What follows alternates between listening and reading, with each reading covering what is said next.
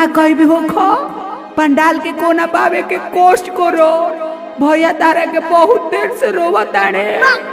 रोवतारे के खोजत रे। हाँ भैया तारा के खोजता रे। भौजी आवो। लागल भीड़ बरियार अमेहर भुलाइली हमार। भौजी रे लागल भीड़ बरियार मेहर भुलाइली हमार। फोन लगाओ भौजी कहाँ गई। लागल भीड़ बरियार मेहर भुलाइली हमार। शहर के देखी हई खेलावे में हमार में हर धुला गई मेलावे में। हमार धनिया हेरा गई मेलावे में। सबके मेला में हेराई हो देखो धनिया हमार। ससुराल के मेला में भुलई हो देखो धनिया हमार। थोड़ा छोरा हर बहत्तर गोर राजा जी बाड़े बेजो। चुप रहो रे काहे रोवतारे रे। थोड़ा छोरा हर बहत्तर गोर राजा जी बाड़े बेजो। हम बैठी रोवतानी अकेला में राजा छोड़ के भूला गइले बेला में। राजा जी छोड़ के भूला गइले बेला में। बोला बोला शीतला भवानी मैया की जय जय। हमार धनिया हेरा गई मेलावे में। भैया चुप रहो। भौजी मिल जाए। चला बक्सर गोलंबर पर ढूंढी जा।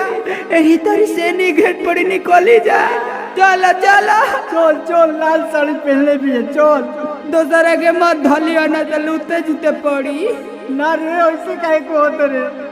भौजी हो हमर नया भइल शादी आ सासु जवाब हमर कहदी। हमर नया भइल शादी सासु जवाब हमर कहदी। कोई भी केस जाई जेलवे में। हाँ जेलवे में हमर धनिया हेरा गई मेलावे में। हमर मेहरी भुला गई मेलावे में। छोड़ के भूला गइले बेला में। छोड़ के भूला गइले बेला में।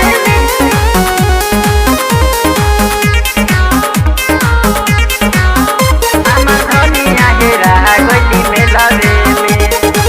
Hello hello hello. आवाज आता। ना भौजी कहाँ बड़ू। अरे लागत कि हम भुला गइल बनी। हमरे पते नहीं कि हम कहाँ बनी। अरे देखो जगह कोनो से पूछ के बतावा। अरे कुछ समझ में आई तब ना। हेलो बक्सर गोलंबर पर भूलइने।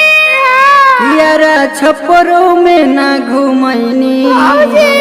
बक्सर गोलंबर पर भूलइने। यारा छपरों ना हम घुमैनी।